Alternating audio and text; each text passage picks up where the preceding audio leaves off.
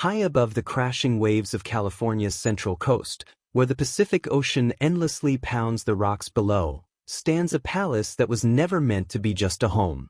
In 1919, when the world was still recovering from the devastation of World War I, William Randolph Hearst climbed the lonely hill at San Simeon and made a decision that would consume the rest of his life.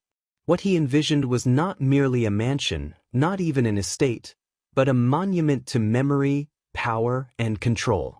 He called it La Cuesta Encantada, the Enchanted Hill. The world would come to know it as Hearst Castle. But beneath its glittering towers and imported European art lies a dark secret rarely spoken aloud. The castle was not built to celebrate life. It was built to escape fear, loneliness, and the slow collapse of a man who believed wealth could defeat time. William Randolph Hearst was not an ordinary millionaire. He was one of the most powerful men in America, a media king whose newspapers shaped public opinion, started wars with headlines, and destroyed reputations with ink. Born into privilege, Hearst grew up believing the world existed to be taken. His mother, Phoebe Hearst, filled his childhood with stories of Europe, ancient castles, cathedrals, and palaces. Those stories became an obsession.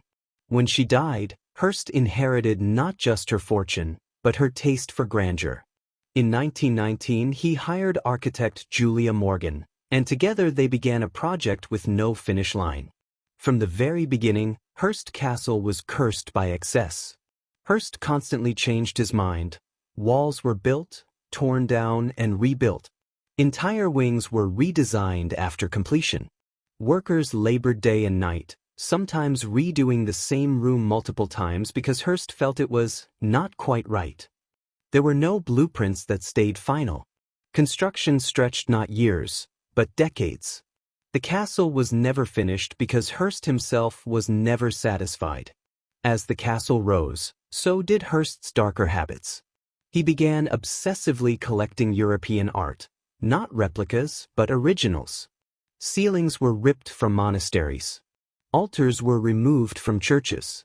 Ancient doors, statues, tapestries, and chandeliers were shipped across the ocean.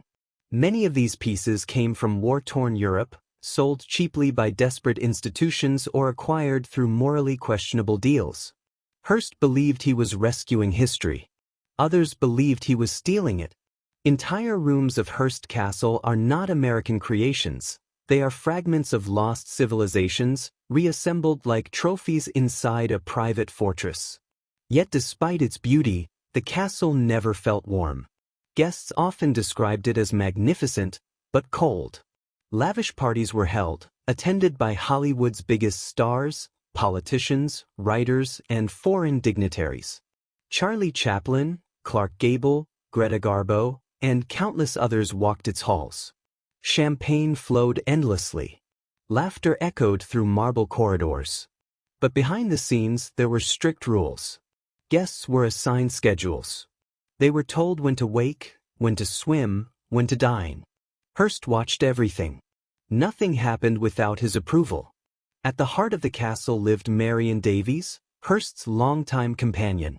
Though Hearst was married to another woman, he spent decades with Marion, controlling nearly every aspect of her life. To the public, she was a glamorous actress. Inside the castle, she was a prisoner of expectation. Hearst decided what roles she would take, how she would behave, who she could speak to. Despite the luxury surrounding her, Marion lived without freedom. She loved Hearst, but his love was possessive, not gentle. The castle became her golden cage. As the Great Depression swept across America in the 1930s, Hearst Castle continued to glow with wealth. While millions stood in breadlines, Hearst spent fortunes importing art, feeding guests, and expanding a palace no one truly lived in. This contrast began to turn public opinion against him. His newspapers lost credibility. His political ambitions collapsed. His empire, once unstoppable, began to crumble. That was when Hearst's paranoia took hold. He feared betrayal. He feared enemies. He feared poverty. Secret rooms were locked. Hallways were restricted. Valuable items were hidden. Staff members reported sudden firings over imagined disloyalty. Hearst began isolating himself in certain sections of the castle, avoiding guests he once loved hosting. At night, lights burned in rooms no one was allowed to enter. Some believed he slept poorly, haunted by the fear that everything he built would be taken away.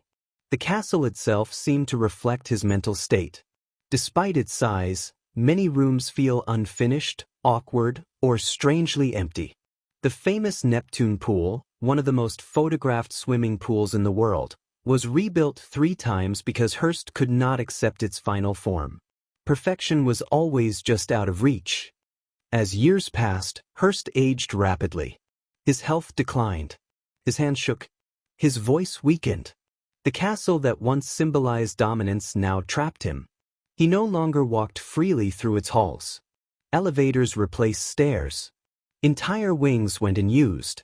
What had been built to preserve his legacy became a reminder of his failure to control time. In 1947, Hearst quietly left the castle. There was no grand farewell, no final celebration. He simply departed, never to return. Construction stopped instantly, leaving scaffolding frozen in place, like a heartbeat that suddenly ceased. The enchanted hill fell silent. When Hearst died in 1951, Hearst Castle remained unfinished, its rooms echoing with memories of parties, arguments, ambition, and regret. The dark secret was now clear. The castle was never meant for others. It was built to protect Hearst from the fear of being forgotten. But in the end, even a palace could not save him from loneliness. Today, visitors walk through Hearst Castle in awe of its beauty, its pools, and its views. But few realize they are walking through the mind of a man who tried to replace love with control, peace with possession, and immortality with stone.